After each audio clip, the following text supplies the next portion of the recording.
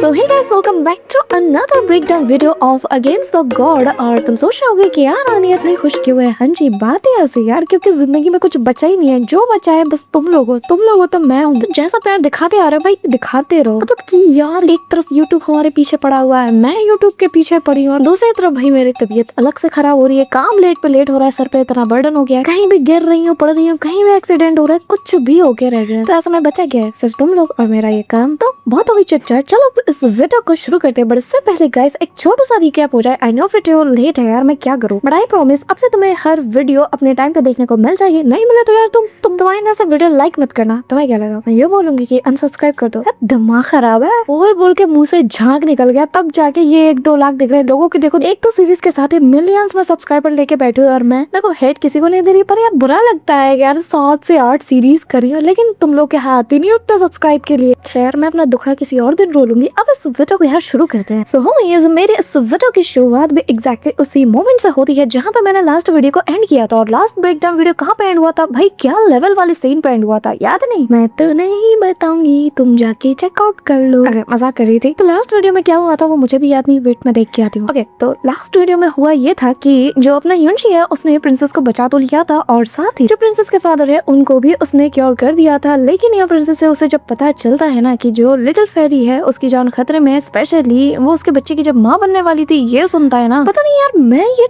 मतलब सोचती हूँ, इमेजिन करती हूँ युनशी के कॉन्फिडेंट का मतलब अंदाजा लगाने की कोशिश करती हूँ कि भाई अपने लवर के सामने जब उसके मुंह से वो ये बात सुनता है फिर भी उसका मतलब शर्म तक नहीं आती, उल्टा उसे उसकी फिक्र होती है, जो कि ऑब्वियस सी बात है होना चाहिए। लेकिन यार कुछ एक्सप्रेशन, कुछ तो लाज रख लो। नहीं, सीधा निकालता है अपने बोट को, सवार होता है और निकल पड़ता है लिटिल यू को, आई मीन फेरी यू को बचाने के लिए। और प्रिंसेस दी मनी युनशी से प्रॉमिस करती है कि मैं हमेशा तुम्हारा इंतजार करूंगी। भाई सच्चा प्यार है यार। अब देखो जिनको हुआ नहीं है वो कुछ नहीं बोलेंगे इसके बारे में, ठीक है, क्योंकि अपने सर के ऊपर से जा रही है तो जाने देते हैं। मुझे हो किया गया, मैं कितना बकवास कर रही हूँ, मैंने की बोलूं। लेकिन गाइस फिलहाल के लिए जो अपना युनशी है ना वो लगातार 3 दिन और 3 रात का सफर करके फेरी की तलाश में निकल पड़ता है। और रास्ते में काफी ज्यादा उसे थकान भी होती है, लेकिन उसे उसकी बहुत ज्यादा फिक्र हो रही थी। इस दौरान जो यहाँ पे अपनी स्ले क्वीन जैस्मिन है वो कहने लगती है कि एक बात बताओ, तुम्हें मरना है क्या? जिस स्पीड से बिना रेस्ट के उल्लू की तरह जागते हुए ये जो तुम ट्रैवल कर रहे हो ना, इससे न सिर्फ ये जो फैल्कन है इसकी तबीयत खराब होगी, बल्कि तुम लायक नहीं बचोगे उसे बचाने के लिए। कर क्या रहे हो खुद के साथ? अभी युनशी जिसके चेहरे पर बिल्कुल भी थकान नजर नहीं आ रही थी, पता नहीं कौन सा मेकअप किया है, वो यहाँ पे कहने लगता है कि जो कुछ भी उसके साथ आज हो रहा है ना उस सब का जिम्मेदार मैं हूँ। हाँ तुम हो, और जितना ज्यादा मैं डिले कर रहा हूँ ना, जितने वक्त मुझे उस तक पहुँचने में लग रहा है, उतना ज्यादा ये जो कर्जा है मेरे सिर पे और ज्यादा बढ़ता जा रहा है। मुझसे बर्दाश्त नहीं हो रहा कि न जाने वो किस हालत में होगी। अब तो यहाँ पे पीछे से उसके ऊपर हमला हो जाता है। जैस्मिन उसे आगे कर देती है और युनशी भी उसके अटैक से बच जाता है। और हम देखते हैं कि ये वही लोग हैं जैसे कि कल यानी कि लास्ट एपिसोड में युनशी ने बहुत बुरी तरीके से मतलब इनको पेला था, इतनी बुरी तरीके से मारा था, इतनी बुरी तरीके से कि इनकी हड्डी पसली इसने एक कर दी थी। अब यहाँ पे ये लोग कह रहे होते हैं कि लड़के आज तो नहीं बचेगा, जो जिल्लत का सामना हमने तेरी वजह से किया है ना, आज उसका बदला तो हम लेके रहेंगे। अब ये लोग हमला करते हैं तो युनशी अपने बर्ड को कमांड करते हुए उसे ऊपर की ओर उड़ाने लगता है। इस दौरान जो जैस्मिन है वो बताने लगती है कि इस वक्त सारे के सारे जो लोग हैं ना ये सारे हेवन फेस के लोग हैं, जिसका मतलब एक साथ डील कर पाना तो बहुत ज्यादा मुश्किल होगा। इवन कि यहाँ पे जो फैन मोली है ना ये बहुत ज्यादा खतरनाक है, और तुम अकेले मिलकर अगर इन सब का सामना करने जाओगे ऐसी सिचुएशन में तो मुझे नहीं लगता कि तुम्हारे बचने के चांसेस भी हैं। अब ये जो बर्निंग हेवन क्लाइंट के लोग हैं ना ये इसके पीछे हाथ धो के पड़ चुके हैं, और युनशी इस बात को बहुत ही अच्छे से समझ रहा था। तभी इन सबके अटैक जो कि इसके ऊपर दे दनादन हो रहे थे, इनसे बचते बचाते युनशी वेस्टलैंड ऑफ डेथ के पास पहुंच जाता है, जिसे देखकर इवन के वो भी हैरान था कि यहाँ पे कैसे आ गया वो, क्योंकि इस जगह का फायदा उठाकर युनशी ना पूरी बाजी को पलट के रख सकता है। और वो भी इसे देखकर स्माइल कर रहा था और कहने लगता है कि क्या किस्मत पाई है मैंने। अब यहाँ पे युनशी दिमाग लगा लेता है और कहने लगता है कि अब मैं पूरी तरीके से सुनिश्चित करूंगा कि यहाँ से बच के कोई भी जा ना पाए, और इस दौरान मैं अपने एक पुराने फ्रेंड से भी मुलाकात कर ही लूंगा। अब गाइस इसका ये पुराना दोस्त कौन है कमेंट में बता दो, इससे पहले कि उसका नाम मैं खुद रिवील कर दूं, ठीक है। अब युनशी को इस जो वेस्टलैंड ऑफ डेथ है यहाँ पे एंटर करता हुआ देखकर जो फैन मोली और बाकी लोग हैं ना वो कहने लगते हैं कि क्या अर्थ फेस का एक मामूली सा लड़का इस खतरनाक सी जगह पे जाने की जरूरत कैसे कर सकता है। लगता है कि इसकी मरने की बहुत ज्यादा इच्छा हो रही है, ठीक है, फिर हम इसकी इच्छा को कैसे पूरा ना करें। अब सभी को वो ऑर्डर देता है और कहता है कि जैसे ही वो दिखे उसे मौत के घाट उतार देना। इस दौरान युनशी को आगे जाता हुआ देख कर ना जैस्मिन उससे रह नहीं पाती और पूछ लेती है कि बताओ तुम्हारे दिमाग में अब कौन सी खिचड़ी पक रही है कि जिस इसका अंदाजा मैं नहीं लगा पा रही। जिसपे वो कहने लगती है कि तुमने नोटिस नहीं किया ये पूरी जगह मिस्टिक बीस्ट से भरी हुई है। कम ऑन, तुम समझ नहीं पा रही अभी भी। जितना ज्यादा हम डीप में जाएंगे उतना ही ज्यादा ये स्ट्रॉन्गर होता जाएगा। और जो फीनिक्स ऑरा जो कि मुझे प्रोटेक्ट करती है, उसके चलते जितने भी मिस्टिक बीस्ट है वो मेरे करीब नहीं आएंगे। अब समझी। रही बात इन लोगों को यहाँ पर लाने की, तो इसके लिए मेरे पास एक बहुत ही अच्छा आइडिया है। अब यहाँ पे वो अपना एक क्लोन बना लेता है, उस फैल्कन के ऊपर सवार करके खुद नीचे उतर जाता है और इनके लिए अच्छा खासा जाल वो बिछा चुका था। जिसके बाद युनशी की मेन बॉडी यानी कि रियल वाला वो सीधा एक गुफा के पास जाके खुद को छिपा लेता है और इन लोगों को आगे बढ़ता हुआ देखकर कहने लगता है कि जितने भी हेवन फेस के मिस्टिक बीस्ट है ना, ये सब के सब इन्हें सपाचट कर जाएंगे और मैं इन्हें नाश्ता बनते हुए देखूंगा। तभी यहाँ पे ये सभी लोग युनशी का पीछा करते हैं और युनशी इनके सामने जाके उतर जाता है और इन सभी को हाई दिखाते हुए इनका वेलकम करता है और कहता है कि फाइनली अब तुम लोग उनके लिए प्रॉपर खाना बनोगे। ये सुनकर वो लोग बिल्कुल भी इस पर रिएक्ट नहीं करते, बल्कि यहाँ पे जो ग्रेट एल्डर थे वो तो सभी को ऑर्डर देते हैं और कहते हैं कि इस लड़के के टुकड़े टुकड़े कर दो। सभी लोग एक साथ युनशी के ऊपर हमला करते हैं, लेकिन उनका अटैक तो उसकी बॉडी के आर पार हो जाता है और सारे अटैक आपस में टकराने की वजह से एक ह्यूज सा इम्पैक्ट क्रिएट होता है, जिसके चलते दूर दराज के जो मिस्टिक बीस्ट है ना, वो सभी लोग इसे सुन लेते हैं। अब यहाँ युनशी की बॉडी का ये वर्जन देख कर ना भाई इनके चेहरे देखने लायक थे। युनशी उल्टा इन्हें चढ़ाने भी लगता है, कहने लगता है कि अच्छी कोशिश थी, एक और बार करना चाहोगे। पर तभी वो इन्हें चढ़ाते हुए यहाँ से 9 तो 11 हो जाता है। सभी लोग समझ जाते हैं कि भाई यहाँ पे आज युनशी ने इनको सॉलिड पोपट बनाया है। अब तभी यहाँ पे ग्रेट एल्डर को बहुत गुस्सा आता है। वो कहने लगता है कि इस लड़के ने फिर से